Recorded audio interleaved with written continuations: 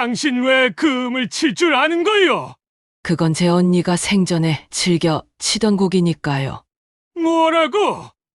그럼 당신이 저택의 낡은 피아노 건반을 누른 순간 한 음에 심장이 멎어버린 백만장자. 그리고 가정부가 들려준 믿을 수 없는 고백. 사랑과 배신, 그리고 수십 년간 감춰진 가족의 비밀이 서서히 드러나기 시작하는데 재산 상속, 첫사랑, 그리고 마지막 용서까지 모두가 숨죽이며 지켜보는 가운데 과연 그 집안에 무슨 일이 벌어진 것일까요? 지금부터 가정부가 건반을 누른 순간 백만장자의 심장이 멎은 이유. 단 30초 동안 당신의 가슴을 뒤흔들 이야기를 시작합니다. 그 전에 잠깐 1초만 투자해서 구독, 좋아요 버튼을 꾹 눌러주시면 영상 제작에 큰 힘이 됩니다. 지금 바로 시작하겠습니다. 서울 성북동 언덕 위에 자리 잡은 오래된 저택이 있습니다. 이곳은 마치 시간이 멈춰버린 듯한 느낌을 주는 곳이죠. 고풍스러운 기와 지붕과 넓은 마당, 그리고 세월의 흔적이 고스란히 남아있는 담장이 이 집의 역사를 말해주고 있습니다. 이 저택의 주인은 70살의 윤태준입니다. 그는 한국 경제가 급성장하던 시기에 부동산과 금융업으로 거대한 재산을 일군 사업가죠. 젊은 시절 맨손으로 시작해서 오늘날 수백억 원의 자산을 보유한 백만장자가 되었습니다. 하지만 그 화려한 성공 뒤에는 많은 것들을 잃어버린 채 홀로 남겨진 한 남자의 쓸쓸함이 깃들어 있습니다. 저택 안으로 들어서면 고급스러운 인테리어와 값비싼 골동품들이 곳곳에 배치되어 있습니다. 거실 한쪽 구석에는 세월이 깃든 낡은 업라이트 피아노가 놓여 있죠. 한때는 아름다운 선율을 연주했을 이 피아노도 이제는 먼지가 쌓인 채 장식품 역할만 하고 있습니다. 검은 칠이 벗겨지고 건반 몇 개는 누렇게 변색되어 있어도 태준은 이 피아노만큼은 절대 치우려 하지 않습니다. 태준의 가족들은 이 넓은 저택 곳곳에 흩어져 각자의 생활을 하고 있습니다. 장남 윤성호는 45살로 아버지의 사업을 일부 물려받아 운영하고 있지만 늘 더 많은 권한과 재산을 갈망하고 있습니다. 성호의 아내 박미영은 사모님 행세를 하며 사교계 활동에만 몰두하죠. 차남 윤성민은 외국에서 유학을 마치고 돌아와 투자회사를 운영하고 있는데 형과는 달리 좀 더 냉정하고 계산적인 성격입니다. 성민의 아내 이정혜는 재개발 정보에 밝아 늘 투자처를 물색하고 있습니다. 이 가족들 사이에서 묵묵히 집안일을 돌보는 사람이 있습니다. 바로 가정부 김순애입니다. 순애는 올해 68살로 이미 15년째 이 집에서 일하고 있습니다. 키는 작지만 야무진 체구에 항상 단정한 옷차림을 하고 있죠. 순애는 말수가 적고 성격이 내성적이지만 집안의 모든 일을 꼼꼼히 챙기는 성실한 사람입니다. 순애는 새벽 5시면 어김없이 일어나 하루 일과를 시작합니다. 먼저 마당을 쓸고 화단에 물을 주죠. 그 다음에는 아침 준비를 위해 부엌으로 향합니다. 태주는 나이가 들어서도 입맛이 까다로운 편이라 순애는 항상 정성스럽게 반찬을 준비합니다.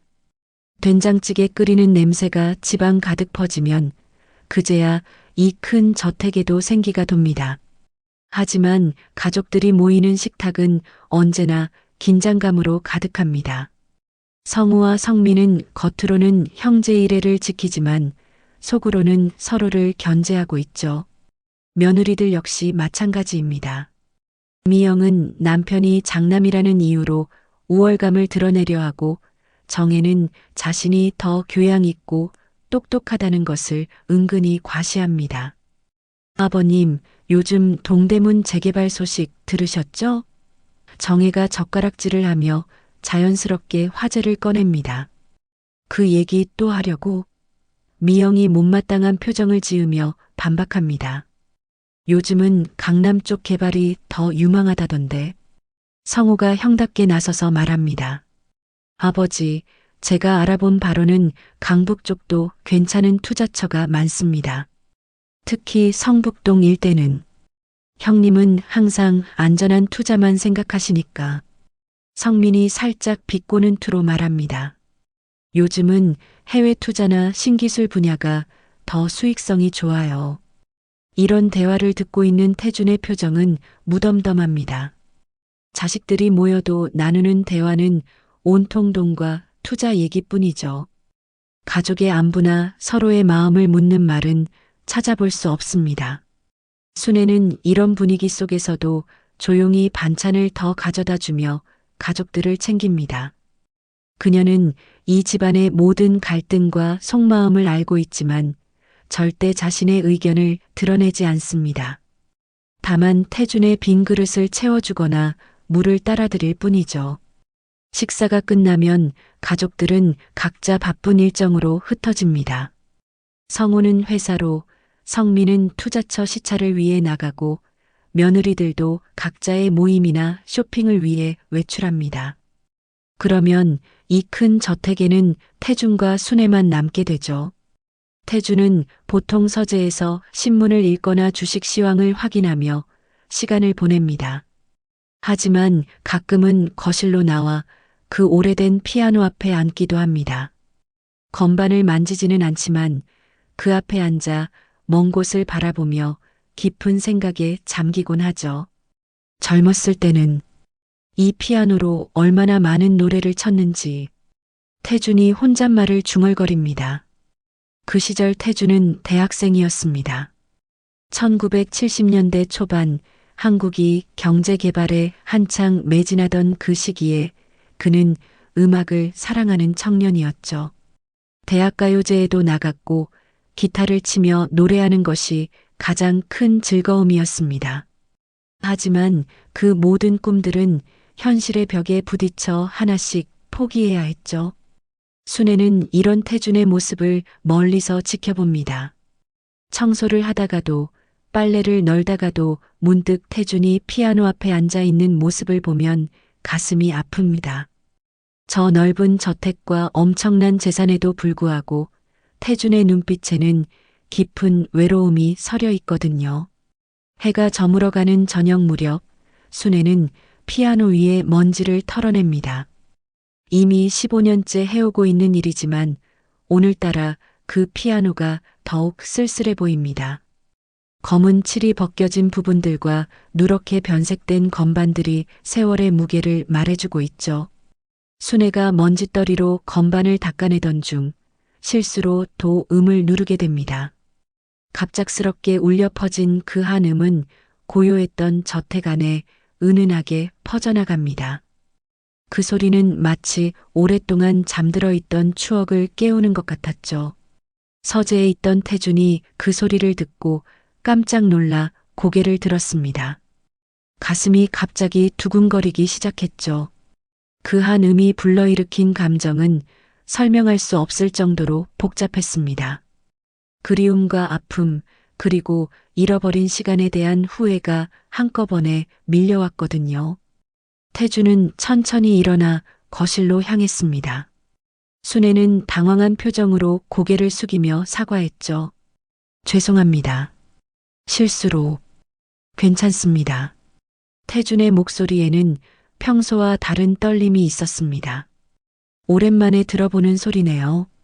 그날 밤 태준은 잠을 이루지 못했습니다. 그 한 음이 계속 귓가에 맴돌았거든요. 젊은 시절의 기억들이 파도처럼 밀려왔습니다. 첫사랑과 함께 만들었던 노래, 대학가요제에서 부른 그 곡의 선율이 생생하게 되살아났죠. 이 거대한 저택과 엄청난 재산, 그리고 성공이라는 이름으로 쌓아 올린 모든 것들 사이에서 태준은 문득 깨달았습니다. 정작 자신이 진짜 소중하게 여겼던 것들은 모두 어디로 사라져버린 걸까요? 사랑도, 음악도, 그리고 순수했던 마음도 말입니다. 며칠이 지난 어느 일요일 오후 윤태준의 저택에는 온 가족이 모였습니다. 매달 한 번씩 열리는 가족 모임이었죠. 이날만큼은 바쁜 일정을 뒤로하고 모든 가족 구성원들이 한자리에 모이는 날입니다. 하지만 이 모임의 분위기는 결코 화기애애하지 않았습니다. 아버지, 요즘 부동산 시장이 많이 변하고 있습니다. 장남 성우가 정중한 어조로 말문을 열었습니다. 제가 보기에는 이제 슬슬 자산 정리를 하셔야 할 때가 아닌가 싶어요. 성우의 말에 차남 성민이 즉시 반응했습니다. 형님 말씀도 맞지만 너무 성급하게 판단하시는 것 같네요. 지금은 오히려 해외 자산에 투자할 절호의 기회입니다. 태주는 두 아들의 대화를 조용히 듣고만 있었습니다. 그들의 말 속에는 아버지에 대한 걱정보다는 상속에 대한 계산이 깔려 있다는 걸 그는 너무나 잘 알고 있었거든요. 며느리 미영이 교묘하게 끼어들었습니다.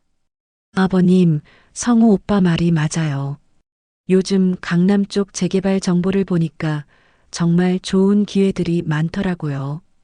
제가 아는 부동산 중개업체 사장님이 귀띔해 주신 게 있는데, 언니, 그런 정보는 이미 늦었을 가능성이 높아요. 정혜가 차분하게 반박했습니다.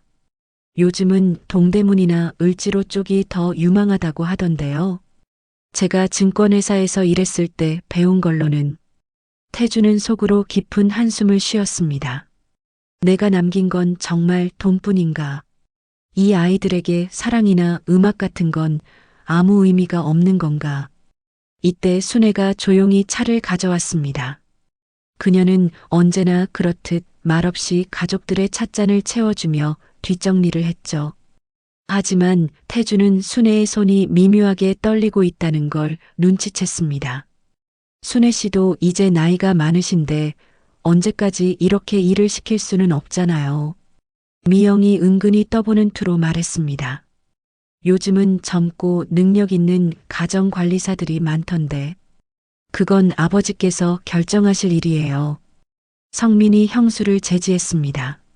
하지만 그의 목소리에도 같은 의도가 깔려 있었죠. 태주는 가족들의 이런 대화를 들으며 점점 답답해졌습니다. 그들은 순애를 하나의 물건처럼 취급하고 있었거든요. 15년 동안 이 집을 지켜온 순애에 대한 최소한의 존중이나 고마움도 없었습니다. 상속 얘기가 나온 김에 말씀드리는 건데 성우가 조심스럽게 운을 뗐습니다. 아버지께서 미리 상속 계획을 세워놓으시는 게 어떨까요? 세금 문제도 있고 법적으로도 복잡할 수 있으니까요. 그러게요. 요즘은 상속세가 워낙 높아서 정혜도 맞장구를 쳤습니다. 태준의 얼굴이 서서히 굳어졌습니다. 상속 얘기는 아직 이르지 않나? 아니에요, 아버지. 성민이 진지한 표정으로 말했습니다. 미리 준비하는 게 모든 면에서 유리해요. 특히 부동산이 많으시니까. 이때 순애가 피아노 쪽으로 가서 먼지를 털기 시작했습니다. 가족들의 날카로운 대화를 피하려는 듯 보였죠. 그런데 순애가 먼지떨이를 움직이다가 또다시 실수로 건반을 눌렀습니다. 띵! 그 한 음이 거실에 울려 퍼지자 가족들의 대화가 순간 멈췄습니다. 태준의 심장이 다시 불규칙하게 뛰기 시작했죠. 아, 죄송해요. 순애가 당황해서 사과했습니다. 그 피아노도 이제 치워야 하는 거 아닌가요? 미영이 짜증스러운 투로 말했습니다. 너무 오래되어서 보기에도 안 좋고 자리만 차지하고 안 됩니다. 태준의 목소리가 갑자기 강해졌습니다. 그 피아노는 절대 치울 수 없어요. 가족들이 모두 놀란 표정으로 태준을 바라봤습니다. 평소에는 조용하고 온화했던 아버지의 단호한 반응에 당황한 것이죠. 아버지, 그냥 하신 말씀이잖아요. 성우가 달래듯 말했습니다. 하지만 태준은 피아노를 바라보며 깊은 생각에 잠겼습니다. 그 피아노에는 그의 청춘이 고스란히 담겨 있었거든요. 1970년대 초 그가 25살이던 시절의 기억들이 선명하게 되살아났습니다. 그때 태주는 서울대학교 경영학과 학생이었습니다. 하지만 그의 진짜 관심사는 음악이었죠. 특히 대학가요제가 한창 인기를 끌던 그 시절, 태준도 기타를 메고 무대에 서는 꿈을 키우고 있었습니다. 태준이 처음 그 피아노를 만난 건 대학교 음악실에서였습니다. 늦은 저녁 다른 학생들이 모두 돌아간 후 홀로 남아 피아노 앞에 앉곤 했죠. 서툰 솜씨로나마 자작곡을 만들어 보고 좋아하는 팝송을 따라 쳐보기도 했습니다. 그리고 그곳에서 그녀를 만났습니다. 음대생이던 김미선이었죠. 미선은 태준보다 2살 어렸지만 음악적 재능은 훨씬 뛰어났습니다. 클래식 피아노를 전공했지만 대중음악에도 관심이 많았던 그녀는 태준의 서투른 연주를 듣고도 격려해 주었죠. 오빠, 이 멜로디 정말 좋아요. 가사만 붙이면 멋진 노래가 될 것 같은데요. 미선의 말에 용기를 얻은 태준은 본격적으로 작곡에 매진했습니다. 둘은 함께 노래를 만들고 대학가요제 예선에 도전하기도 했죠. 비록 본선에는 진출하지 못했지만 그 시간들은 태준에게 가장 행복한 순간들이었습니다. 하지만 현실은 그들의 꿈을 허락하지 않았습니다. 졸업이 다가오면서 취업에 대한 압박이 시작되었고 집안의 기대와 사회적 현실 앞에서 태준은 음악을 포기해야 했죠. 미선 역시 가족의 반대로 태준과의 관계를 정리해야 했습니다. 태준아, 우리 꿈은 너무 이상적이었나 봐. 이별을 고하던 날 미선이 눈물을 흘리며 말했던 그 한마디가 아직도 태준의 가슴을 아프게 했습니다. 그 후 태준은 사업에만 매진했습니다. 1980년대 부동산 붐을 타고 큰 돈을 벌었고 외환위기 때도 위기를 기회로 바꿔 더 큰 성공을 거두었죠. 하지만 성공할수록 그의 마음속 공허함은 더욱 커져갔습니다. 아버지, 괜찮으세요? 성민의 목소리가 태준을 현실로 돌아오게 했습니다. 태준은 자신도 모르게 피아노를 바라보며 먼 곳을 응시하고 있었던 것이죠. 가족들은 모두 걱정스러운 표정으로 그를 바라보고 있었습니다. 네, 괜찮습니다. 태준이 작은 미소를 지으며 말했습니다. 그냥 옛 생각이 났을 뿐이에요. 순애는 멀리서 이 모든 장면을 지켜보고 있었습니다. 그녀의 눈에는 묘한 감정이 스쳐 지나갔죠. 마치 태준의 그 외로움을 이해하는 것 같은 그런 표정이었습니다. 그날 저녁 가족들이 모두 돌아간 후 태준은 다시 피아노 앞에 앉았습니다. 이번에는 용기를 내어 건반을 살짝 눌러봤죠. 오랫동안 조율하지 않은 피아노에서 나온 소리는 탁했지만 그 속에는 여전히 아름다운 울림이 있었습니다. 순애가 저녁 정리를 마치고 돌아가려던 중 태준이 조용히 불렀습니다. 순애 씨, 네, 사장님. 그 피아노 소리, 어떻게 생각하세요? 순애는 잠시 망설이다가 조심스럽게 대답했습니다.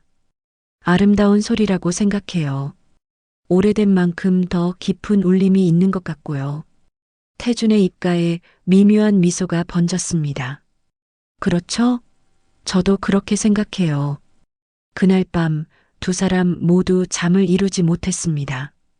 태준은 잃어버린 꿈에 대해, 순애는 자신도 모르는 복잡한 감정에 대해 생각하며 긴긴 밤을 지새웠죠. 그들은 아직 몰랐습니다. 이 작은 균열이 앞으로 얼마나 큰 변화를 불러올지 말입니다. 그로부터 며칠이 지났습니다. 태준은 평소와 다름없이 아침 일과를 시작했지만 마음 한구석에는 계속해서 그 피아노 소리가 맴돌고 있었습니다. 순애가 무심코 누른 그 한 음이 불러일으킨 감정의 파장은 생각보다 컸거든요. 이날 아침도 순애는 어김없이 새벽 5시에 일어나 집안 정리를 시작했습니다. 마당을 쓸고 화단에 물을 주고 아침 식사 준비를 하는 일상적인 루틴을 반복했죠. 하지만 오늘따라 그녀의 발걸음이 피아노 앞에서 자꾸 멈춰섰습니다. 그분이 그렇게 소중하게 여기시는 피아노구나. 순애는 먼지떨이를 들고 피아노 앞에 섰지만 이번에는 더욱 조심스럽게 청소를 했습니다. 혹시라도 또 실수로 건반을 누를까봐 걱정이 되었거든요. 태주는 서재에서 신문을 읽고 있었지만 집중이 되지 않았습니다. 자꾸만 거실 쪽에서 들려오는 작은 소음들에 귀를 기울이게 되었죠. 순애가 청소하는 소리, 그녀의 발걸음 소리까지도 평소보다 더 또렷하게 들렸습니다. 점심시간이 되어 태준이 식탁에 앉았을 때 순애가 정성스럽게 준비한 식사가 차려져 있었습니다. 된장찌개와 나물 반찬들, 그리고 갓 지은 쌀밥의 고소한 냄새가 식탁 위에 퍼져 있었죠. 순애 씨, 태준이 조용히 불렀습니다. 네, 사장님. 순애가 고개를 숙이며 대답했습니다. 혹시 피아노를 치실 줄 아세요? 순애의 얼굴에 당황스러운 표정이 스쳤습니다. 아니요, 그런 걸 배워본 적이 없어서요. 그럼 그때 소리는 어떻게? 정말 실수였어요. 청소하다가 그만. 순애가 급하게 해명했습니다. 태주는 순애의 표정을 자세히 살펴봤습니다. 뭔가 숨기는 것 같은 느낌이 들었지만 더 이상 추궁하지는 않았죠. 그날 오후 태주는 평소보다 일찍 회사 일을 마치고 집으로 돌아왔습니다. 집에 들어서자마자 그는 이상한 기분에 사로잡혔죠. 마치 누군가가 피아노를 만졌다는 느낌이 들었거든요. 순애 씨, 오늘 피아노 쪽에 누가 다녀갔나요? 아니요, 아무도 없었어요. 제가 청소만 했을 뿐이고요. 하지만 태준의 직감은 틀리지 않았습니다. 피아노 위에 먼지가 평소보다 깨끗하게 정리되어 있었고 건반 덮개의 위치도 미묘하게 달라져 있었거든요. 그날 저녁 태준은 잠이 오지 않아 거실로 나왔습니다. 달빛이 창문을 통해 들어와 피아노를 은은하게 비추고 있었죠. 그는 피아노 앞에 앉아 건반을 바라봤습니다. 조심스럽게 한 음을 눌러봤습니다. 도음이었죠. 그 소리가 고요한 밤 공기를 가르며 울려 퍼졌습니다.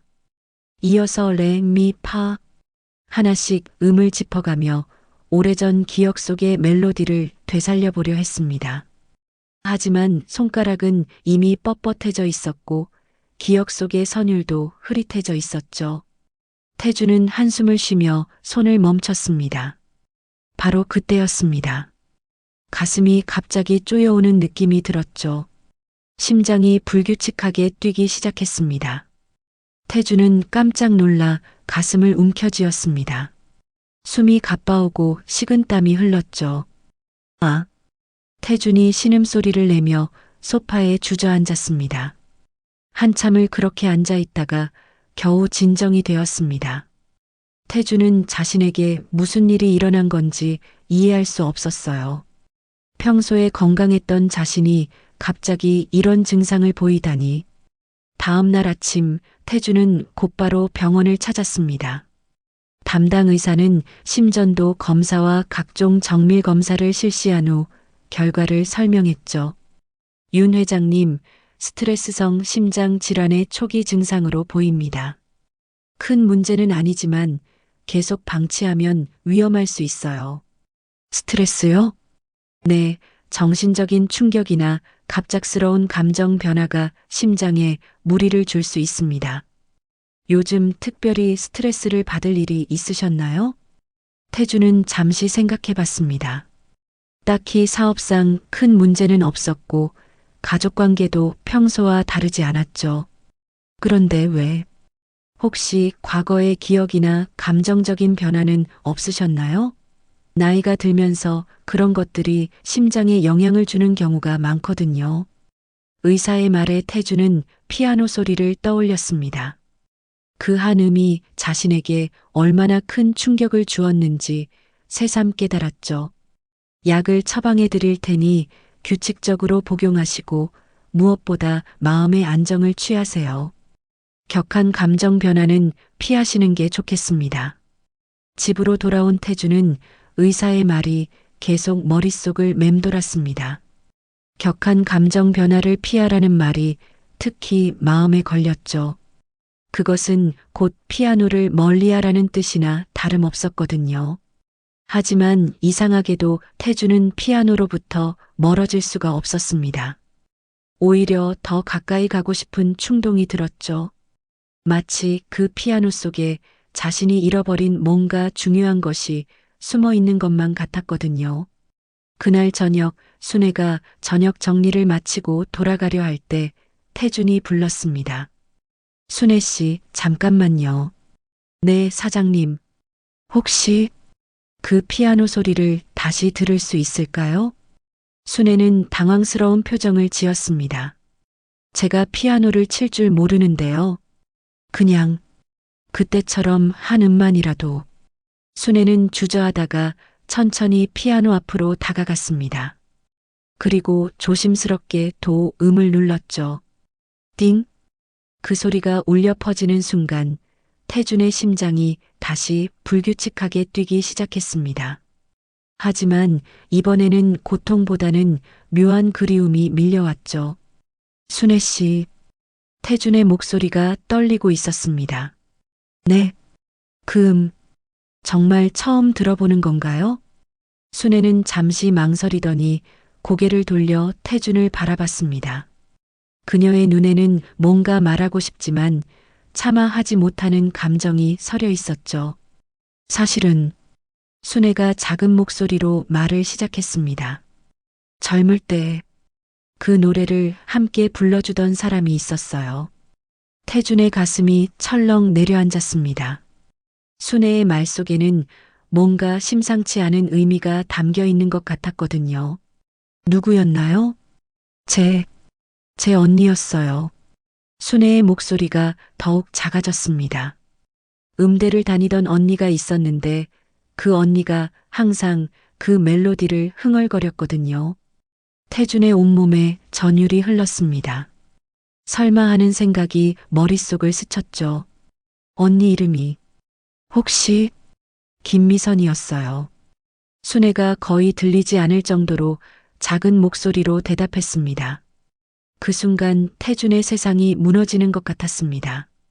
15년 동안 자신의 곁에서 묵묵히 지켜온 순애가 바로 미선의 동생이었다니. 운명의 장난인지 아니면 신의 배려인지 알 수 없었지만 이 사실은 태준의 마음을 완전히 뒤흔들어 놓았습니다. 순애의 고백은 태준의 세계를 완전히 뒤바꿔 놓았습니다. 15년 동안 자신의 곁에 있었던 그녀가 바로 미선의 동생이었다는 사실은 믿기 어려웠거든요. 태준은 그날 밤 잠을 한숨도 이루지 못했습니다. 새벽이 되어서야 태준은 천천히 기억을 되짚어보기 시작했습니다. 1970년대 중반 자신이 미선과 사랑에 빠져 있을 때의 일들을 하나씩 떠올려 봤죠. 미선에게는 어린 동생이 하나 있다고 했었습니다. 중학생이었던 그 아이의 이름이 바로 순애였다는 걸 이제야 깨달았습니다. 그때 순애는 15살 정도였을 겁니다. 언니를 따라 가끔 대학교에 놀러 오기도 했었죠. 수줍음이 많고 말수가 적은 아이였는데 언니가 태준과 함께 노래를 부르거나 피아노를 칠 때면 멀리서 조용히 지켜보곤 했습니다. 그래, 그 아이가 순애였구나. 태준은 비로소 모든 퍼즐이 맞춰지는 기분이었습니다. 순애가 왜 그렇게 조심스럽게 자신을 대하는지, 왜 피아노 앞에서 그런 표정을 짓는지 이제 이해할 수 있었습니다. 다음 날 아침 태준은 평소보다 일찍 일어나 거실로 나왔습니다. 순애는 이미 와서 청소를 하고 있었죠. 하지만 어제와는 분위기가 완전히 달랐습니다. 두 사람 사이에는 묘한 긴장감이 흘렀습니다. 순애 씨, 태준이 조심스럽게 말을 꺼냈습니다. 순애는 멈춰서서 고개를 숙였습니다. 네, 사장님. 어제 얘기 정말인가요? 네. 순애의 목소리가 떨리고 있었습니다. 죄송해요. 진작에 말씀드렸어야 했는데. 아니에요. 당신이 잘못한 게 아니에요. 태준이 고개를 저었습니다. 오히려 제가 미선이에게 미안한 일을 많이 했죠. 순애의 눈가에 눈물이 맺혔습니다. 언니는 오래전에 돌아가셨어요. 태준의 가슴이 먹먹해졌습니다. 언제? 1990년대 초반이었어요. 병으로. 순애가 작은 목소리로 말했습니다. 언니는 끝까지 음악을 포기하지 않았어요. 피아노 학원을 운영하면서 아이들을 가르쳤죠. 태주는 말을 잇지 못했습니다. 자신이 꿈을 포기하고 사업에만 매달려 있을 때 미선은 끝까지 음악과 함께 살았다는 사실이 그를 더욱 괴롭혔거든요.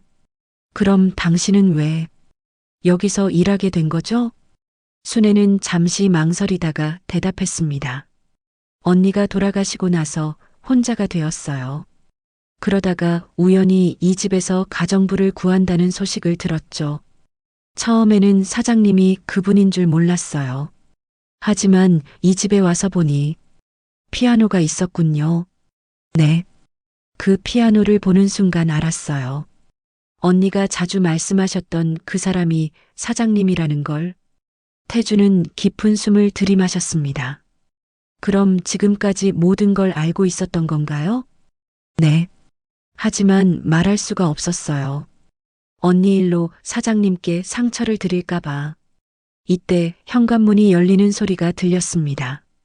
장남 성우가 예상보다 일찍 출근하려고 집에 들른 것이었죠.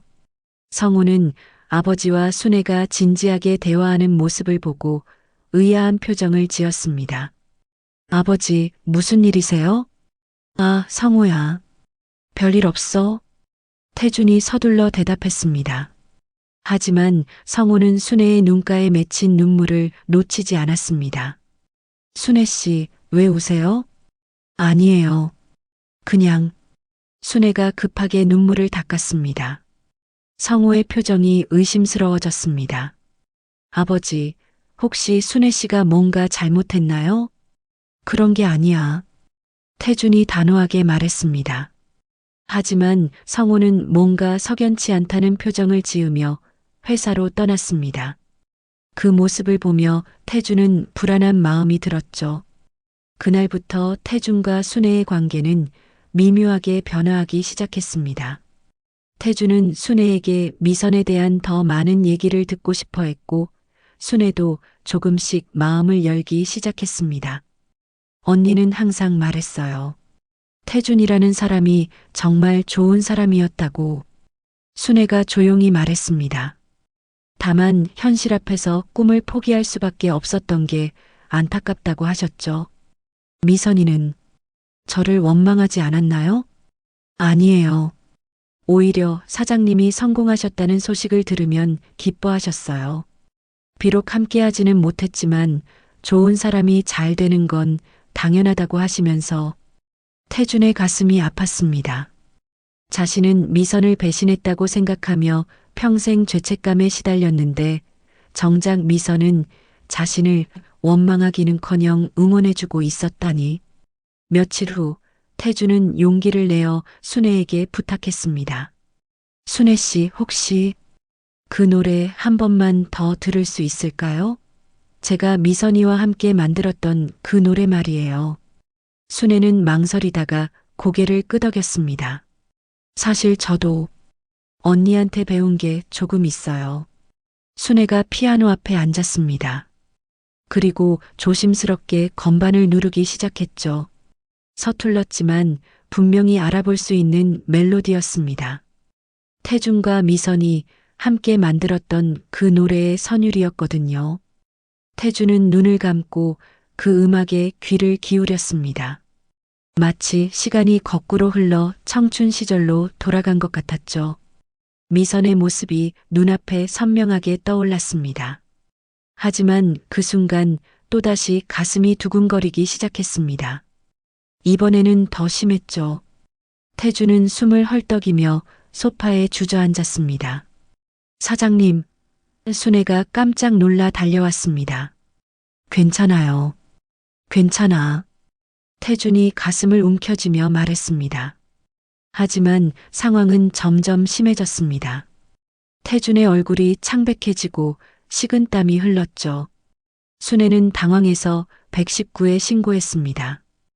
응급실에서 응급처치를 받은 후 의사는 심각한 표정으로 설명했습니다. 심장에 상당한 부담이 가고 있습니다. 강한 감정적 충격을 받으신 것 같은데 당분간은 절대 안정을 취하셔야 해요. 감정적 충격이요? 네, 급격한 기쁨이나 슬픔, 그리움 같은 감정들이 심장에 무리를 줄 수 있습니다. 특히 나이가 드시면서 더욱 위험해지죠. 태주는 병원 침대에 누워 천장을 바라봤습니다.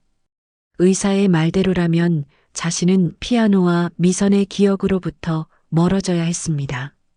하지만 이상하게도 그럴 수가 없었어요. 오히려 더 가까이 가고 싶은 마음이 간절했거든요. 며칠 후 집으로 돌아온 태준을 가족들이 걱정스럽게 맞이했습니다. 특히 성우는 아버지의 건강 악화가 순애와 관련이 있다고 의심하기 시작했죠. 아버지, 순애 씨가 뭔가 이상한 일을 하고 있는 거 아닌가요? 성우가 조심스럽게 물었습니다. 무슨 소리야? 태준이 화를 냈습니다. 요즘 아버지께서 자꾸 피아노 쪽에서 시간을 보내시고 순애 씨와 이상한 대화를 나누시는 것 같던데. 태준은 아들의 의심스러운 시선을 받으며 마음이 복잡해졌습니다. 가족들에게 진실을 말해야 할까요? 아니면 계속 숨겨야 할까요? 하지만 한 가지는 확실했습니다. 이제 더 이상 예전처럼 살 수는 없다는 것이었죠. 태준이 병원에서 돌아온 후 집안 분위기는 미묘하게 변하기 시작했습니다. 가족들은 겉으로는 아버지의 건강을 걱정하는 척했지만 속으로는 각자 다른 계산을 하고 있었습니다. 특히 장남 성우는 아버지의 이상한 행동과 순애 사이에 뭔가 연관이 있다고 확신하고 있었죠. 형님, 아버지 상태가 어떤 것 같아요? 차남 성민이 형을 찾아와 조심스럽게 물었습니다. 글쎄, 의사는 스트레스성이라고 하던데. 성우가 걱정스러운 표정을 지었습니다. 문제는 그 스트레스의 원인이 뭔지 모르겠다는 거야. 혹시 순애 씨가... 나도 그런 생각이 들어. 성우의 목소리가 낮아졌습니다. 요즘 아버지가 순애 씨와 자주 대화하시는 것 같고 그때마다 표정이 이상해지시거든. 성민도 고개를 끄덕였습니다. 맞아요. 며칠 전에도 거실에서 둘이 뭔가 진지하게 얘기하고 있더라고요. 순애 씨가 울고 있기까지 했고 두 형제는 서로 눈을 마주쳤습니다. 같은 생각을 하고 있다는 걸 알 수 있었죠. 한편 며느리들도 따로 만나 걱정을 나누고 있었습니다. 언니, 요즘 아버님이 많이 이상하지 않아요? 정혜가 미영에게 속마음을 털어놓았습니다. 그러게 말이야. 순애 씨한테 무슨 일이 있었나 싶어. 미영이 의미심장한 표정을 지었습니다. 혹시 순애 씨가 아버님을 꼬시는 건 아닐까? 설마요. 순애 씨가 그럴 사람은 아닌 것 같은데. 모르는 일이야. 요즘 그런 일들이 얼마나 많은데. 특히 호라비 노인분들은 외로워서 가정부나 간병인한테 쉽게 마음을 주시잖아. 정혜는 깜짝 놀랐습니다. 그럼 상속 문제가... 그러니까 미리 대비를 해야 한다는 거야. 미영이 단호하게 말했습니다. 이런 분위기 속에서 태주는 점점 더 고립되어 갔습니다. 가족들의 시선이 달라졌다는 걸 그도 느낄 수 있었거든요. 하지만 정작 그의 마음은 미선의 기억과 순애와의 대화에만 집중되어 있었습니다. 태주는 매일 아침 피아노 앞에 앉아 시간을 보내기 시작했습니다. 건반을 누르지는 않았지만 그 앞에 앉아 있는 것만으로도 마음이 편해졌거든요. 순애가 청소를 할 때면 자연스럽게 대화가 시작되었죠. 언니는 어떤 사람이었나요? 태준이 궁금해했습니다. 언니는 정말 따뜻한 사람이었어요. 순애가 미소를 지으며 말했습니다. 음악을 사랑했고 아이들을 가르치는 걸 좋아했죠. 특히 가난한 집 아이들한테는 무료로 피아노를 가르쳐 주기도 했어요. 그랬군요. 언니는 항상 말했어요. 음악은 마음을 치료하는 약이라고. 슬플 때도 기쁠 때도 음악이 있으면 더 깊이 느낄 수 있다고. 태준의 눈가에 눈물이 맺혔습니다. 제가 미선이를 떠날 때 많이 아파했나요? 순애는 잠시 망설이다가 정직하게 대답했습니다. 처음에는 많이 힘들어 하셨어요. 하지만 언니는 사장님을 원망하지 않으셨어요. 오히려 현실을 선택한 사장님이 용기 있는 사람이라고 하셨죠. 용기라니. 네. 꿈만 쫓다가 실패하는 것보다는 현실을 인정하고 다른 길을 찾는 것도 용기라고 하셨어요. 하지만 이런 대화들이 가족들에게는 더욱 의심스럽게 보였습니다. 성우는 몰래 아버지의 행동을 관찰하기 시작했고 순애에 대해서도 조사를 해보기로 마음먹었죠. 어느 날 저녁 성우는 아버지를 찾아왔습니다. 아버지, 요즘 건강은 어떠세요? 괜찮다. 별일 없어? 그런데 순애 씨와 자주 대화를 나누시는 것 같던데 혹시 무슨 특별한 일이라도 있으신가요? 태준의 표정이 굳어졌습니다. 왜 그런 걸 묻지? 아니에요. 그냥 아버지께서 요즘 예전과 달라 보이셔서요. 특히 피아노 쪽에서 시간을 많이 보내시고 그게 뭐가 이상한가? 성우는 조심스럽게 말을 이어갔습니다. 아버지, 혹시 순애 씨가 뭔가 이상한 얘기를 하지는 않았나요? 요즘 그런 경우가 많다고 하던데. 외로운 노인분들을 상대로. 성우야. 태준의 목소리가 갑자기 커졌습니다. 순애 씨를 그런 식으로 생각하지 마라. 아버지, 저는 그냥 걱정이 되어서. 순애 씨는 15년 동안 이 집을 성실하게 돌봐준 사람이야. 그런 사람을 의심한다는 게 말이 되나? 성우는 아버지의 격한 반응에 놀랐습니다. 평소에 온화했던 아버지가 이렇게 화를 내는 건 처음 보는 일이었거든요. 아버지, 진정하세요. 저도 순애 씨가 나쁜 사람이라는 게 아니라. 그럼 뭘 의심하는 거야? 성우는 할 말을 잃었습니다. 아버지의 반응이 오히려 그의 의심을 더욱 확신으로 바꿔놓았거든요. 그날 밤 성우는 동생 성민에게 전화를 걸었습니다. 성민아, 아버지가 정말 이상해. 순애 씨 얘기만 나오면 완전히 다른 사람이 되셔. 그래요? 어떻게? 화를 내시더라고. 평소 아버지답지 않게 말이야. 뭔가 숨기는 게 분명해. 성민도 심각해졌습니다. 그럼 어떻게 하죠? 일단 순애 씨에 대해 더 알아봐야겠어. 과거에 무슨 일이 있었는지. 한편 순애는 이런 가족들의 시선을 모르지 않았습니다. 태준과의 대화가 늘어날수록 가족들의 경계심도 커지고 있다는 걸 느낄 수 있었거든요. 하지만 그녀로서는 태준의 외로움을 외면할 수가 없었습니다. 순애는 언니 미선이 남긴 일기장을 가지고 있었습니다. 그 속에는 태준과의 추억들이 자세히 적혀 있었죠.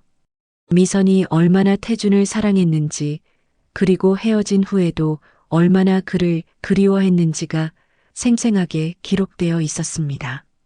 순애야, 언젠가 기회가 되면 태준이에게 전해주렴. 내가 끝까지 그를 사랑했다고. 미선이 임종 직전에 한 말이 순애의 귓가에 맴돌았습니다. 그때는 그저 언니의 마지막 유언 정도로 생각했는데 이렇게 태준을 직접 만나게 될 줄은 꿈에도 몰랐죠. 며칠 후 또 다른 사건이 일어났습니다. 태준이 갑자기 쓰러진 것입니다. 순애가 평소처럼 피아노를 치고 있을 때였죠. 이번에는 좀 더 긴 연주였습니다. 미선이 좋아했던 곡을 처음부터 끝까지 연주했거든요. 태준은 그 음악에 완전히 빠져들었습니다. 마치 미선이 직접 연주하는 것 같은 착각이 들 정도였죠. 하지만 감정이 극에 달한 순간 심장이 멎을 것 같은 고통이 밀려왔습니다. 사장님, 순애가 비명을 지르며 달려왔습니다. 태주는 바닥에 쓰러져 의식을 잃었습니다. 순애는 서둘러 119에 신고했고 곧 구급차가 달려왔죠. 이 광경을 목격한 성우는 확신했습니다. 순애가 분명히 아버지에게 해로운 영향을 주고 있다고 말이죠. 그는 즉시 동생과 며느리들에게 연락을 취했습니다. 이제 더 이상 두고 볼 수 없어. 순애 씨가 아버지를 해치고 있다고. 가족들의 의심과 경계심은 이제 분노로 바뀌기 시작했습니다. 그들은 순애를 이 집에서 내보내기 위한 계획을 세우기 시작했죠. 하지만 그들은 몰랐습니다. 태준과 순애 사이에 얼마나 깊고 복잡한 인연이 있는지 말입니다. 태준이 두 번째로 병원에 실려간 후 가족들의 분노는 극에 달했습니다. 중환자실에서 나온 의사는 심각한 표정으로 가족들에게 상황을 설명했죠. 환자분의 심장 상태가 매우 위험합니다. 이런 식으로 계속 충격을 받으시면 생명에 지장이 있을 수 있어요. 성우가 앞장서서 물었습니다. 의사 선생님, 아버지에게 충격을 주는 원인이 뭔지 아세요? 글쎄요. 강한 감정적 자극이 계속 있는 것 같은데. 가족분들이 더 잘 아시지 않을까요? 가족들은 서로 눈빛을 주고받았습니다. 모두가 같은 사람을 의심하고 있다는 걸 알 수 있었죠. 병원 복도에서 가족회의가 열렸습니다. 성우, 성민, 그리고 두 며느리가 모두 모였죠. 이제 확실해졌어요. 미영이 단호하게 말했습니다. 순애 씨가 아버님에게 뭔가 이상한 일을 하고 있는 게 분명해요. 맞아요. 정혜도 동의했습니다. 두 번 다 순애 씨가 피아노를 만질 때 아버님이 쓰러지셨잖아요. 성민이 걱정스러운 표정을 지었습니다. 하지만 순애 씨가 일부러 그런 건 아닐 텐데요. 일부러든 아니든 결과는 마찬가지야. 성우가 냉정하게 말했습니다. 아버지의 건강이 더 악화되기 전에 조치를 취해야 해. 그럼 어떻게 할 건데요? 성민이 물었습니다. 성우는 잠시 생각하더니 결단을 내렸습니다. 순애 씨를 그만두게 해야 해. 그런데 아버님이 허락하실까요? 정혜가 의문을 제기했습니다. 아까도 순애 씨 편을 드시던데 그게 더 문제야. 미영이 끼어들었습니다. 아버님이 순애 씨한테 완전히 마음을 빼앗기신 것 같아. 이때 한 간호사가 다가와서 말했습니다. 환자분이 의식을 회복하셨습니다. 면회 가능하세요. 가족들이 병실로 들어갔을 때 태주는 침대에 누워 천장을 바라보고 있었습니다. 얼굴은 창백했지만 의식은 또렷했죠. 아버지, 괜찮으세요? 성우가 다가가며 물었습니다. 응, 괜찮다. 태준의 목소리는 힘이 없었습니다. 아버지, 이제 정말 조심하셔야 해요. 성민이 걱정스럽게 말했습니다. 의사 선생님이 더 이상 충격을 받으시면 안 된다고 하시던데. 태주는 고개를 끄덕였습니다. 하지만 그의 마음속에는 오직 한 가지 생각만 있었죠. 순애는 괜찮을까 하는 걱정이었습니다. 순애 씨는 어떻게 됐나? 태준이 조심스럽게 물었습니다. 가족들의 표정이 굳어졌습니다. 성우가 대표로 말했습니다. 아버지, 저희가 심각하게 얘기해야 할 일이 있어요. 무슨 얘기? 순애 씨 일입니다. 성우가 단호한 목소리로 말했습니다. 이번 일로 확실해졌어요. 순애 씨가 아버지의 건강에 해로운 영향을 주고 있다는 게. 태준의 눈빛이 날카로워졌습니다. 무슨 소리야? 아버지, 두 번 다 순애 씨가 피아노를 만질 때 쓰러지셨잖아요. 미영이 끼어들었습니다. 우연이라기에는 너무 명확해요. 그건 우연이 맞아. 태준이 화를 내려 했지만 목소리에 힘이 없었습니다. 아버지, 진정하세요. 성민이 달래듯 말했습니다. 저희도 순애 씨가 일부러 그런 거라고는 생각 안 해요. 하지만 결과적으로 아버지께 해가 되고 있는 건 사실이잖아요. 정혜도 조심스럽게 말을 보탰습니다. 아버님, 저희도 순애 씨가 나쁜 사람이라고는 생각 안 해요. 하지만 뭔가 아버님을 자극하는 게 있는 것 같아요. 태주는 가족들의 말을 들으며 복잡한 심정이었습니다. 그들의 걱정도 이해할 수 있었지만 순애와의 관계를 끊을 수는 없었거든요. 그래서 어떻게 하자는 거야? 태준이 힘없이 물었습니다. 당분간 순애 씨를 쉬게 하는 게 어떨까요? 성우가 제안했습니다. 다른 가정부를 구해서 안 돼. 태준이 갑자기 목소리를 높였습니다. 순애 씨는 절대 보낼 수 없어. 가족들이 모두 놀란 표정을 지었습니다. 중환자실에서 이렇게 큰 소리를 내다니. 아버지, 진정하세요. 건강이 안 좋아요. 성우가 달래려 했습니다. 하지만 태준의 격한 반응은 가족들의 의심을 더욱 확신으로 바꿔놓았습니다. 아버지, 혹시 순애 씨가 뭔가 특별한 얘기를 했나요? 성민이 조심스럽게 물었습니다. 태준은 잠시 망설였습니다. 미성과의 일을 가족들에게 말해야 할까요? 하지만 그들이 이해할 수 있을까요? 그냥 15년 동안 우리 집을 돌봐준 고마운 사람이야. 태준이 애둘러 말했습니다. 그것만으로는 이런 반응을 보이실 이유가 없잖아요. 미영이 의미심장하게 말했습니다. 이때 간호사가 들어와서 면회 시간이 끝났다고 알려줬습니다. 가족들은 어쩔 수 없이 병실을 나왔지만 모두의 마음속에는 의심과 불안이 가득했죠. 병원 밖에서 가족들은 다시 회의를 열었습니다. 이제 확실해졌어요. 성우가 단언했습니다. 아버지와 순애 씨 사이에 뭔가 있어. 하지만 구체적으로 뭔지는 모르겠네요. 성민이 고개를 갸웃했습니다. 뭐든 간에 아버지한테 해로운 건 분명해요. 정혜가 말했습니다. 미영이 결정적인 제안을 했습니다. 순애 씨를 경찰에 신고하는 건 어때요? 노인 학대나 사기 혐의로. 그건 너무 심한 거 아닌가? 성민이 망설였습니다. 심해? 아버지가 죽을 수도 있는 상황인데? 성우가 화를 냈습니다. 그들이 이런 대화를 나누고 있을 때 순애는 집에서 혼자 태준을 기다리고 있었습니다. 그녀는 자신 때문에 태준이 쓰러졌다는 사실에 깊은 죄책감을 느끼고 있었죠. 내가 너무 성급했나? 언니의 기억을 너무 급하게 되살리려 했나? 순애는 미선의 일기장을 꺼내 읽어봤습니다. 그 속에는 태준에 대한 사랑과 그리움이 가득했죠. 태준아, 우리가 함께 만든 그 노래를 들을 때마다 가슴이 아파. 하지만 동시에 행복해. 우리의 사랑이 그 안에 영원히 살아있으니까. 순애는 눈물을 흘렸습니다.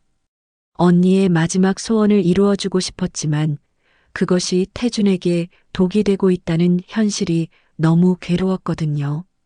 며칠 후 태준이 퇴원했습니다. 하지만 집안 분위기는 완전히 바뀌어 있었죠. 가족들은 순애를 경계하는 눈빛으로 바라봤고 순애 역시 위축되어 있었습니다. 그날 저녁 예상치 못한 일이 일어났습니다. 성우가 태준의 서재에서 오래된 서류 뭉치를 발견한 것이죠. 그 안에는 태준이 몇 년 전에 작성한 유언장이 들어 있었습니다. 성우가 그 유언장을 펼쳐본 순간 온몸에 전율이 흘렀습니다. 상속자 명단에 가족들의 이름은 없었고 대신 김순애라는 이름이 적혀 있었거든요. 이게 대체 뭐야? 성우는 믿을 수 없다는 표정으로 중얼거렸습니다. 그는 즉시 동생과 며느리들에게 연락을 취했습니다. 이제 그들의 의심은 확신이 되었고 분노는 복수심으로 바뀌었습니다. 순애를 이 집에서 쫓아내는 것만으로는 부족했죠. 그들은 더 강력한 조치를 취하기로 결심했습니다. 상속장 발견은 가족들에게 엄청난 충격이었습니다. 성우는 떨리는 손으로 그 문서를 다시 한번 자세히 살펴봤죠. 분명히 아버지의 서명과 도장이 찍혀 있었고 작성 날짜는 3년 전이었습니다. 이건 말이 안 돼. 성우가 중얼거렸습니다. 그는 즉시 동생 성민에게 전화를 걸었습니다. 성민아, 당장 집으로 와. 큰일이 났어. 무슨 일인데요, 형? 전화로는 말할 수 없어. 당장 와봐. 1시간 후, 네 가족이 모두 서재에 모였습니다. 성우가 상속장을 테이블 위에 펼쳐놓자 모든 사람의 얼굴이 창백해졌죠. 이게 정말 아버님이 쓰신 건가요? 정혜가 떨리는 목소리로 물었습니다. 서명이랑 도장을 보면 분명해. 성우가 단호하게 답했습니다. 미영이 히스테리를 부렸습니다. 이게 말이 돼요? 15년 일한 가정부한테 전 재산을? 진정해, 형수. 성민이 달래려 했지만 그의 목소리도 떨리고 있었습니다. 성우는 분노로 주먹을 꽉 쥐었습니다. 이제 순애 씨의 정체가 확실해졌어. 처음부터 계획된 일이었다고. 하지만 3년 전에 쓰신 거잖아요. 정혜가 이성적으로 분석했습니다. 그때는 아버님이 정상이셨는데 그게 더 교묘한 거야. 미영이 화를 냈습니다. 15년 동안 서서히 아버님을 길들인 거라고. 성민은 여전히 믿기 어렵다는 표정이었습니다. 하지만 순애 씨가 그런 사람 같지는 않은데. 동생아, 지금까지도 그 여자를 믿는 거야? 성우가 동생을 꾸짖었습니다. 아버지가 2번이나 쓰러지신 게 우연이라고 생각해? 이때 현관문이 열리는 소리가 들렸습니다. 태준이 산책을 마치고 돌아온 것이죠. 가족들은 서둘러 상속장을 숨겼습니다. 무슨 일로 모두 모였나? 태준이 서재로 들어오며 물었습니다. 아, 아버지. 그냥 건강 상의를 했어요. 성우가 어색하게 답했습니다. 태준은 가족들의 표정이 이상하다는 걸 눈치챘지만 따로 묻지는 않았습니다. 그는 요즘 가족들과의 대화보다는 순애와의 시간이 더 소중했거든요. 그날 밤 가족들은 비밀회의를 열었습니다. 이번에는 태준의 서재가 아닌 성우의 집에서 만났죠. 이제 더 이상 지켜볼 수 없어. 성우가 단호하게 말했습니다. 순애 씨를 당장 내보내야 해. 하지만 아버님이 허락하지 않으실 텐데. 성민이 걱정했습니다. 그럼 다른 방법을 써야지. 미영이 차갑게 말했습니다. 경찰에 신고하는 거야. 무슨 혐의로요? 정혜가 물었습니다. 노인 학대, 사기, 횡령. 뭐든 있잖아. 성우가 답했습니다. 일단 경찰이 조사하기 시작하면 순애 씨도 부담스러워서 스스로 나갈 거야. 성민이 망설였습니다. 하지만 확실한 증거가 없는데. 증거? 성우가 비웃었습니다. 아버지가 2번이나 쓰러진 게 증거 아니야? 그리고 이 상속장도 있고. 미영이 더 구체적인 계획을 제시했습니다. 내가 아는 변호사가 있어. 그분한테 상담받아보자. 이렇게 해서 가족들의 계획이 구체화되기 시작했습니다. 그들은 순애를 법적으로 몰아붙여서 집에서 내보낼 생각이었죠. 며칠 후 순애는 평소와 같이 집안일을 하고 있었습니다. 하지만 가족들의 시선이 예전과 완전히 달라졌다는 걸 느낄 수 있었어요. 특히 성우와 미영의 적대적인 눈빛이 부담스러웠죠. 이날 오후 순애가 거실 청소를 하고 있을 때 현관벨이 울렸습니다. 문을 열어보니 정장을 입은 2명의 남자가 서 있었어요. 김순애 씨 맞으신가요? 네, 그런데 저희는 경찰입니다. 신고가 들어와서 조사 차왔습니다. 순애는 깜짝 놀랐습니다. 신고요? 무슨 노인 학대 및 사기 혐의로 신고가 접수되었습니다. 잠시 얘기 좀 나눌 수 있을까요? 이때 마침 태준이 나타났습니다. 무슨 일입니까? 윤태준 씨시죠? 저희는 경찰인데 김순애 씨에 대한 신고가 들어와서 태준의 얼굴이 굳어졌습니다. 누가 신고를 했다는 겁니까? 그건 신고자의 신원을 밝힐 수 없고요. 다만 가족분이 신고하신 것 같습니다. 태준은 즉시 누구의 소행인지 알 수 있었습니다. 분노가 치밀어 올랐죠. 순애 씨는 아무 잘못이 없습니다. 신고를 취하해 주세요. 하지만 신고가 들어온 이상 조사는 해야 합니다. 김순애 씨, 혹시 최근에 윤태준 씨로부터 돈이나 재산을 받은 적이 있나요? 순애는 당황해서 고개를 저었습니다. 아니요, 그런 적 없어요. 그럼 윤태준 씨에게 특별한 영향력을 행사한 적은? 무슨 소리입니까? 태준이 화를 냈습니다. 순애 씨는 그런 사람이 아니에요. 이때 성우가 나타났습니다. 그는 마치 이 상황을 기다리고 있었다는 듯 침착했죠. 아버지, 진정하세요. 경찰관님들도 직무를 수행하시는 거니까. 성우야, 내가 신고한 거냐? 태준이 아들을 향해 소리쳤습니다. 아버지, 저희는 그냥 걱정이 되어서. 성우가 연기하듯 말했습니다. 경찰관이 중재했습니다. 일단 김순애 씨는 서에 나가서 조사를 받아야 할 것 같습니다. 안 됩니다. 태준이 순애를 보호하려 했습니다. 하지만 순애는 조용히 고개를 끄덕였습니다. 괜찮아요. 제가 잘못한 게 없으니까 조사받겠어요. 순애가 경찰차에 타는 모습을 보며 태준은 주저앉을 것 같았습니다. 가슴이 다시 아파오기 시작했죠. 성우야. 태준이 아들을 바라봤습니다. 어떻게 이럴 수가 있니? 아버지, 저희도 어쩔 수 없었어요.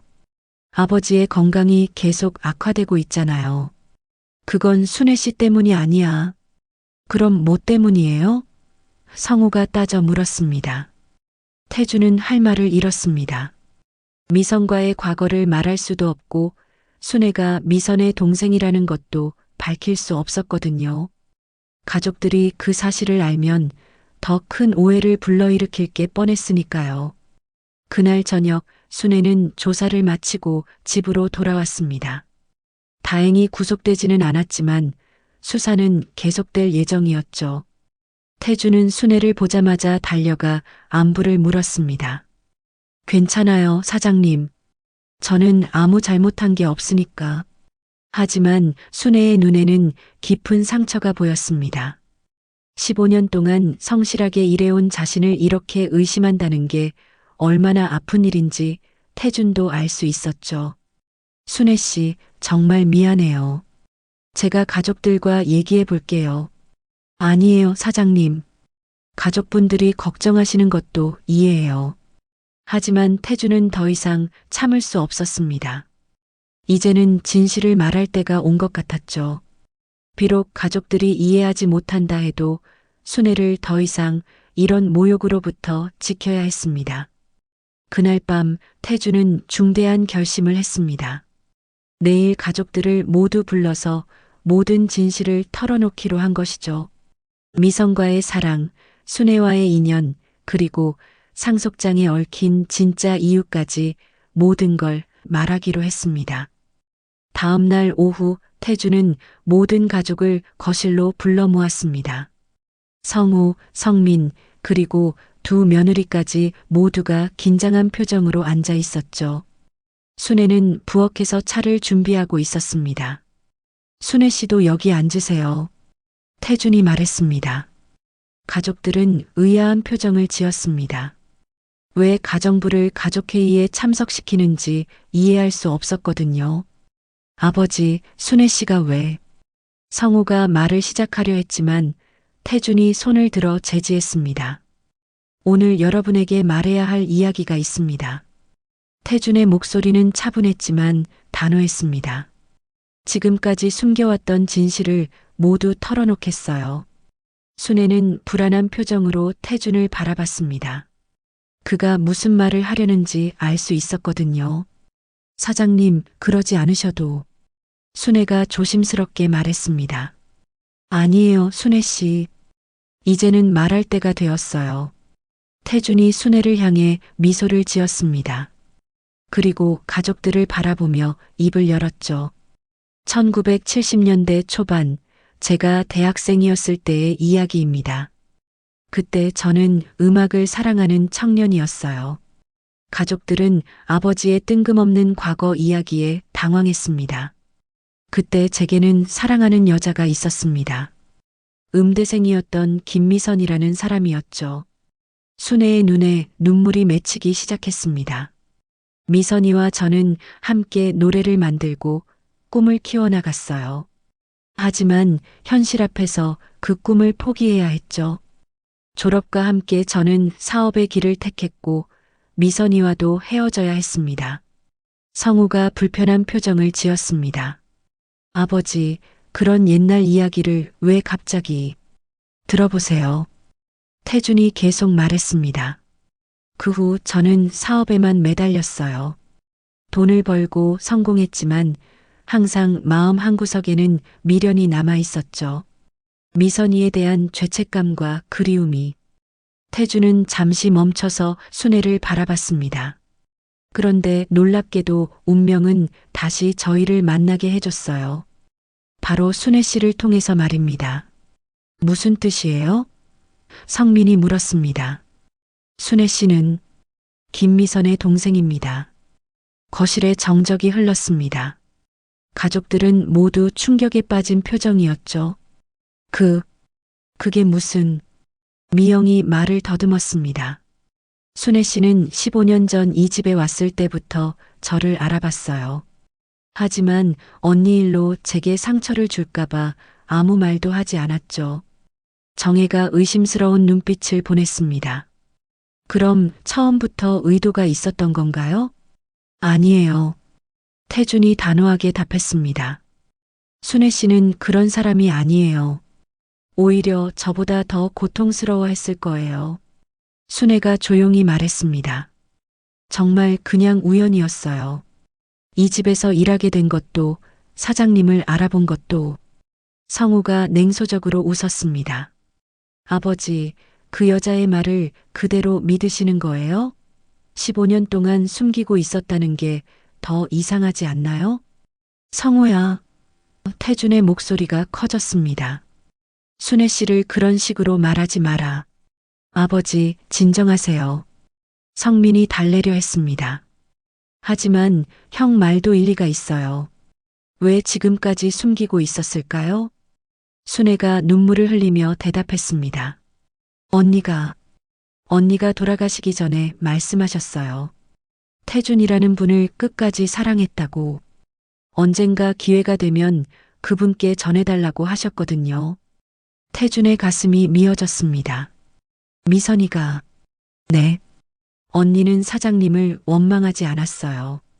오히려 사장님이 성공하시기를 바랐고 행복하시기를 원했어요. 미영이 히스테리를 부렸습니다. 그래서 뭐 어쩌자는 거예요? 15년 동안 그 마음을 숨기고 있다가 지금 와서 동정심에 호소하려는 건가요? 그게 아니에요. 태준이 화를 냈습니다. 순애 씨는 저에게 그 어떤 것도 요구한 적이 없어요. 그럼 상속장은 뭐예요? 성우가 드디어 핵심을 꺼냈습니다. 아버지께서 3년 전에 작성하신 상속장에는 순애 씨 이름이 적혀 있던데요. 순애가 깜짝 놀라 태준을 바라봤습니다. 사장님, 그게 무슨... 태준은 깊은 숨을 쉬었습니다. 그것도 설명하겠습니다. 그는 잠시 침묵한 후 천천히 말을 시작했습니다. 3년 전 제가 가벼운 심장 수술을 받았을 때를 기억하세요? 그때 죽음에 대해 많은 생각을 했어요. 가족들이 조용히 듣고 있었습니다. 그때 깨달은 것이 제가 평생 모은 이 재산이 과연 누구를 위한 것인가 하는 거였어요. 여러분들은 이미 각자 성공해서 충분히 살아갈 수 있잖아요. 아버지, 그렇다고 해서... 성민이 말을 시작했지만 태준이 계속했습니다. 하지만 순애 씨는 달랐어요.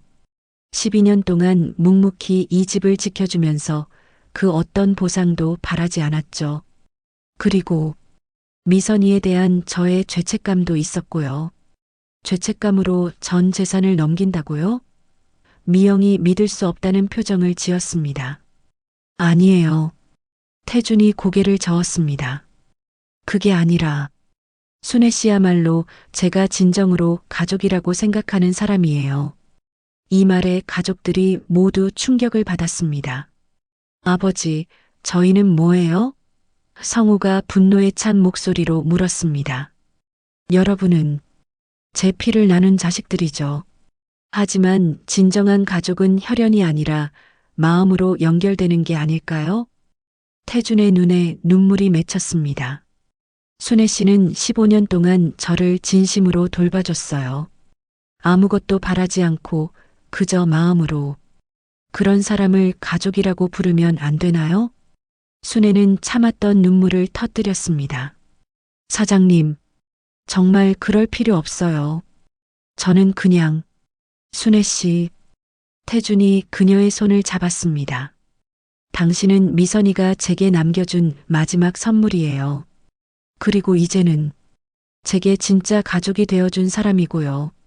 가족들은 모두 말을 잃었습니다. 분노와 당황, 그리고 배신감이 뒤섞인 복잡한 감정들이 그들을 휩쓸었죠. 성우가 떨리는 목소리로 말했습니다.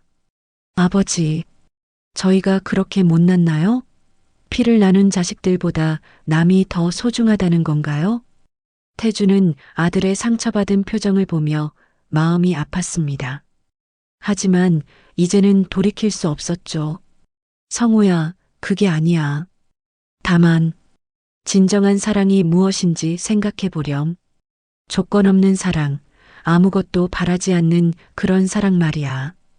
그 순간 태준의 가슴에 또다시 격한 통증이 밀려왔습니다. 너무나 감정적인 고백을 한 탓이었죠. 그는 가슴을 움켜쥐며 주저앉았습니다. 사장님, 순애가 비명을 지르며 달려왔습니다. 가족들도 모두 놀라 아버지에게 달려갔지만 이번에는 상황이 더욱 심각해 보였습니다. 태준의 얼굴이 창백해지고 호흡이 가빠졌거든요. 119에 신고해. 성민이 소리쳤습니다. 하지만 태준은 순애의 손을 꽉 잡고 있었습니다. 마치 그녀만이 자신을 구원할 수 있다는 듯이 말이죠. 구급차가 도착했을 때 태준의 상태는 위중했습니다. 응급실로 실려간 그는 중환자실에서 생사를 오가는 상황이 되었죠. 의사는 가족들에게 최악의 경우도 각오하라고 말했습니다.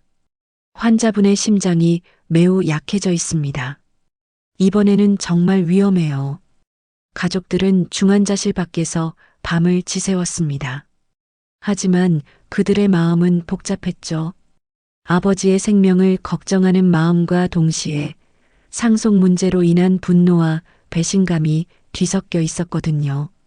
순애도 함께 있었지만 가족들의 차가운 시선을 받으며 구석에 웅크리고 앉아 있었습니다. 그녀는 자신 때문에 태준이 이렇게 된 것 같아 깊은 죄책감에 시달렸죠. 새벽이 되어서야 태준이 의식을 회복했습니다. 의사는 일단 고비는 넘겼지만 상태가 매우 불안정하다고 했죠. 면회는 한 번에 한 명씩만 가능합니다. 그리고 절대 흥분시키면 안 돼요. 성우가 먼저 병실에 들어갔습니다. 태준은 산소 마스크를 쓰고 있었지만 의식은 또렷했죠. 아버지. 성우의 목소리가 떨렸습니다. 태준은 힘없이 고개를 끄덕였습니다. 아버지, 저희가 잘못했어요. 성우가 눈물을 흘리며 말했습니다. 순애 씨를 의심하고 경찰에 신고하고 정말 죄송해요. 태준은 산소 마스크 너머로 아들을 바라봤습니다. 그의 눈에는 용서가 담겨 있었죠. 성우야. 태준이 가까스로 말했습니다. 내가 잘못한 게 아니야. 아버지, 말씀하지 마세요. 많이 힘드시겠어요. 아니야. 말해야. 할 게 있어. 태준은 힘겹게 숨을 고르며 계속했습니다. 내가 너희들에게 진짜 아버지가 못되었구나. 무슨 말씀이세요? 돈만 벌어다 주고 마음은 챙기지 못했어. 성우는 아버지의 말에 가슴이 찔렸습니다. 사실 그들 가족은 오랫동안 진정한 소통이 없었거든요. 모든 대화는 돈과 사업 이야기뿐이었죠. 아버지, 그런 게 아니에요. 성우야, 순애 씨는 진짜 좋은 사람이야. 그 사람을 보호해줘. 태준의 간청에 성우는 고개를 끄덕일 수밖에 없었습니다. 이어서 성민과 며느리들도 차례로 면회를 했습니다. 모두가 태준에게 사과했고 태준은 그들을 용서했죠. 하지만 여전히 가장 걱정하는 것은 순애였습니다. 순애 씨는 어디 있나? 태준이 물었습니다. 밖에 계세요. 아버지를 걱정하며 계속 기다리고 계시거든요. 성민이 답했습니다. 들어오게 해줘. 가족들은 망설였지만 태준의 간청을 무시할 수 없었습니다. 순애가 병실에 들어왔을 때 태준의 눈에 안도의 빛이 떠올랐습니다. 순애 씨, 사장님 괜찮으세요? 순애가 눈물을 흘리며 물었습니다. 미안해요. 당신 때문에 이런 일이 무슨 말씀이세요? 제가 조심스럽지 못해서. 태준은 순애의 손을 잡았습니다. 순애 씨, 부탁이 있어요. 네, 말씀하세요. 상속장, 그거는 제 진심이었어요. 하지만 가족들이 상처받을까봐. 순애는 고개를 저었습니다. 사장님, 그런 건 생각하지 마세요. 저는 그런 거 필요 없어요. 아니에요. 당신은 받을 자격이 있어요. 태준의 목소리가 점점 약해졌습니다. 하지만 이 일로 가족들과 더 멀어질까봐 걱정돼요. 순애는 태준의 손을 꽉 잡았습니다. 사장님, 가족이 제일 소중한 거예요. 저는 괜찮으니까 가족들과 화해하세요. 순애 씨, 제가 이 집을 떠나는 게 나을 것 같아요. 그러면 모든 게 원래대로 돌아갈 거예요. 태준의 눈에 절망이 스쳤습니다. 안 돼. 당신까지 떠나면. 사장님, 저는 괜찮아요. 언니의 마지막 말씀을 전해드린 것만으로도 충분해요. 며칠 후 상속 문제를 둘러싸고 법정 다툼이 시작되었습니다. 가족들은 변호사를 고용해서 상속장의 무효를 주장했죠. 순애는 변호사도 없이 혼자 법정에 섰습니다. 피고인 김순애 씨, 윤태준 씨가 작성한 상속장에 대해 어떻게 생각하십니까? 판사가 물었습니다. 저는 그 상속장을 포기하겠습니다. 순애가 조용히 말했습니다. 법정이 술렁였습니다. 가족들도 놀란 표정을 지었죠. 왜 포기하시는 겁니까? 저는 사장님의 가족이 아니에요. 단지 15년 동안 그 집에서 일한 가정부일 뿐입니다. 순애의 말에 방청석에서 웅성거림이 일었습니다. 하지만 윤태준 씨가 본인의 의지로 작성한 유언장인데 사장님은 외로우셨어요. 그래서 일시적으로 그런 결정을 하신 거라고 생각해요. 진짜 가족은 따로 있으니까요. 이때 법정 문이 열리며 휠체어에 탄 태준이 나타났습니다. 가족들과 순애 모두 깜짝 놀랐죠. 재판장님, 저에게 직접 증언할 기회를 주세요. 윤태준 씨, 건강 상태가 괜찮으신가요? 네. 꼭 말하고 싶은 게 있어서. 태준은 힘겹게 증언대에 섰습니다. 재판장님, 제 상속장은 정신이 온전할 때 작성한 것입니다. 법정이 조용해졌습니다. 저는 평생 돈만 쫓아 살았어요. 가족들에게도 돈만 남겨주려 했고요. 태준의 목소리가 떨렸습니다. 하지만 진짜 소중한 건 사랑이었어요. 조건 없는 사랑. 그는 순애를 바라봤습니다. 김순애 씨는 15년 동안 아무것도 바라지 않고 저를 돌봐줬어요. 그런 사람이야말로 진짜 가족이라고 생각합니다. 태주는 가족들을 향해서도 말했습니다. 물론 제 자식들도 사랑해요. 하지만 그들은 이미 충분히 성공했고 더 이상 제 도움이 필요 없어요. 아버지, 성우가 눈물을 흘렸습니다. 하지만 순애 씨는 달라요. 그 사람은 제 마지막 희망이에요. 태준이 말을 마치자마자 가슴을 움켜쥐며 쓰러졌습니다. 법정이 아수라장이 되었죠.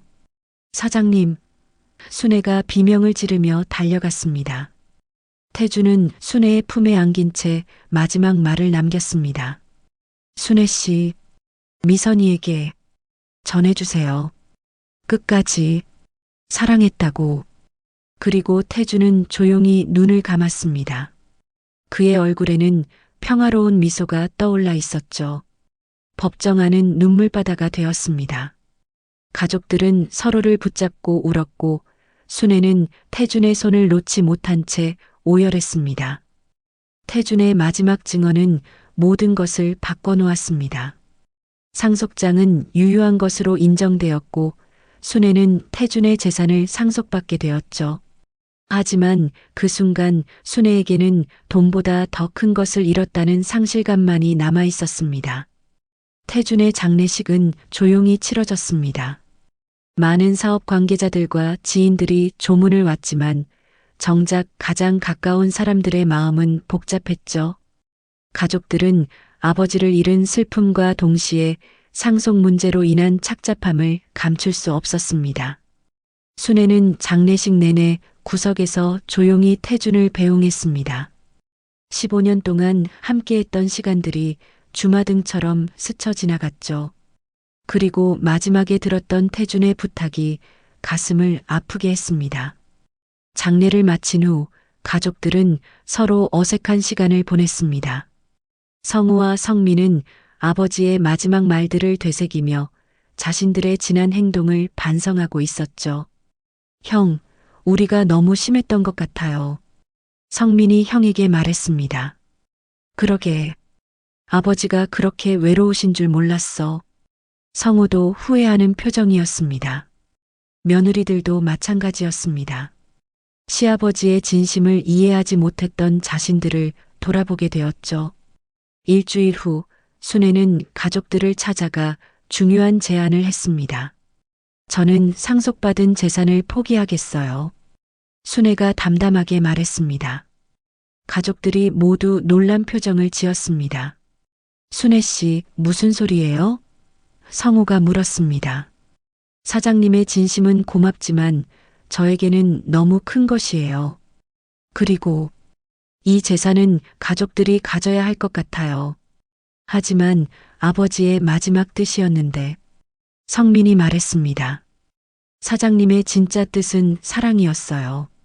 그 사랑을 제가 충분히 받았으니까 더 이상은 괜찮아요. 순애는 미소를 지으며 계속했습니다. 대신 한 가지 부탁이 있어요. 사장님이 아끼시던 그 피아노만 제가 가져가면 안 될까요? 가족들은 서로 눈을 마주쳤습니다. 그들도 아버지의 마지막 말을 기억하고 있었거든요. 순애 씨, 성우가 말을 시작했습니다. 아버지가 원하신 건 순애 씨가 행복하시는 거였어요. 그러니까 상속받으신 대로 쓰세요. 저도 그렇게 생각해요. 성민이 동의했습니다. 아버지의 뜻을 따르는 게 맞을 것 같아요. 하지만 순애의 결심은 확고했습니다. 아니에요. 제가 정말 원하는 건 피아노뿐이에요. 언니와 사장님의 추억이 담긴 그 피아노만 있으면 충분해요. 결국 가족들은 순애의 뜻을 받아들였습니다. 상속 재산은 가족들이 나누어 갖기로 하고 순애는 피아노와 작은 퇴직금만 받기로 했죠. 몇 달 후 순애는 태준의 저택을 떠났습니다. 그녀가 향한 곳은 서울 변두리의 작은 동네였어요. 거기서 순애는 작은 건물을 임대해 피아노 학원을 열었습니다. 미선이 피아노 학원이라는 간판을 단 그 학원에는 동네 아이들이 하나둘 모여들기 시작했습니다. 순애는 언니처럼 가난한 집 아이들에게는 무료로 피아노를 가르쳐 주었죠. 태준이 아끼던 그 오래된 피아노는 학원의 중앙에 자리를 잡았습니다. 이제는 새로운 조율을 받아 아름다운 소리를 내고 있었어요. 아이들이 그 피아노로 연주할 때마다 순애는 태준과 미선을 떠올렸습니다. 두 사람의 사랑이 이 피아노를 통해 새로운 세대에게 전해지고 있다는 생각이 들었거든요. 어느 날 성우가 학원을 찾아왔습니다. 순애 씨, 어떻게 지내세요? 네, 덕분에 잘 지내고 있어요. 순애가 미소를 지으며 답했습니다. 성우는 학원을 둘러보며 감탄했습니다. 정말 좋은 일을 하고 계시네요. 사장님이 남겨주신 마음을 이런 식으로 전하고 싶었어요. 아버지도 기뻐하실 것 같아요. 성우가 진심으로 말했습니다. 성우는 가방에서 서류 뭉치를 꺼냈습니다. 순애 씨, 저희가 결정한 게 있어요. 무엇인가요? 아버지의 재산 중 일부로 장학재단을 만들기로 했어요. 음악을 공부하고 싶어 하는 가난한 아이들을 위한 재단이요. 순애의 눈이 반짝였습니다. 그리고 그 재단의 이름을 미선 마이너스 태준 음악 장학재단으로 하려고 해요. 순애 씨가 운영을 맡아주셨으면 좋겠어요. 순애는 감동으로 눈물을 흘렸습니다. 정말 그래도 될까요? 아버지와 미선 씨의 사랑이 더 많은 아이들에게 전해졌으면 좋겠어요. 그날부터 순애의 학원은 장학재단의 지원을 받아 더욱 확장되었습니다. 더 많은 아이들이 찾아왔고 그들은 모두 태준이 아끼던 그 피아노로 첫 레슨을 받았죠. 시간이 흘러 태준의 가족들도 변했습니다. 성우와 성민은 아버지의 마지막 말을 되새기며 진정한 가족의 의미를 찾아가기 시작했어요. 그들은 정기적으로 순애의 학원을 찾아와 아이들을 후원했고 점차 돈보다는 사람이 더 중요하다는 것을 깨달아갔습니다. 어느 저녁 순애는 모든 아이들이 돌아간 후 혼자 피아노 앞에 앉았습니다. 그리고 조심스럽게 건반을 눌러 태준과 미선이 함께 만들었던 그 노래를 연주했어요. 아름다운 선율이 학원 안에 은은하게 퍼져나갔습니다. 그 소리는 마치 하늘에서 두 사람이 함께 듣고 있는 것 같았죠. 언니 사장님, 보고 계세요? 순애가 하늘을 올려다보며 속삭였습니다. 이제 정말 편히 쉬세요. 두 분의 사랑이 이렇게 아름답게 이어지고 있으니까요. 창밖으로는 석양이 지고 있었습니다. 오래된 저택은 철거되어 새로운 건물이 들어섰지만 그곳에서 시작된 사랑의 이야기는 이 작은 학원에서 새로운 생명을 얻고 있었어요. 피아노 건반을 누를 때마다 순애는 태준의 마지막 미소를 떠올렸습니다. 사랑은 늦게라도 돌아온다는 말처럼 진정한 사랑은 형태를 바꿔가며 영원히 계속되는 거였죠. 학원 벽에는 태준과 미선의 사진이 나란히 걸려 있었습니다. 두 사람은 사진 속에서도 행복한 미소를 짓고 있었어요. 그리고 그 아래에는 작은 글귀가 적혀 있었습니다. 음악은 마음을 치료하는 약이며 사랑은 시간을 뛰어넘는 다리입니다. 매일 저녁 아이들의 연주 소리가 이 작은 학원에서 흘러나왔습니다. 그 소리는 동네 전체에 따뜻함을 전해주었고 지나가는 사람들의 발걸음을 잠시 멈추게 만들었죠. 순애는 이제 더 이상 외롭지 않았습니다. 언니 미선과 태준의 사랑이 이 아이들을 통해 계속 이어지고 있다는 것을 알았거든요. 그리고 자신도 그 사랑의 다리 역할을 하고 있다는 것에 깊은 보람을 느꼈습니다. 해가 완전히 저물어갈 무렵 순애는 피아노 덮개를 덮고 하루를 마무리했습니다. 내일도 새로운 아이들이 찾아올 것이고 이 오래된 피아노는 또 다른 꿈과 희망을 노래할 것이었습니다. 사랑은 정말로 늦게라도 돌아오는 것이었습니다. 다만 우리가 생각했던 모습이 아닐 뿐이었죠.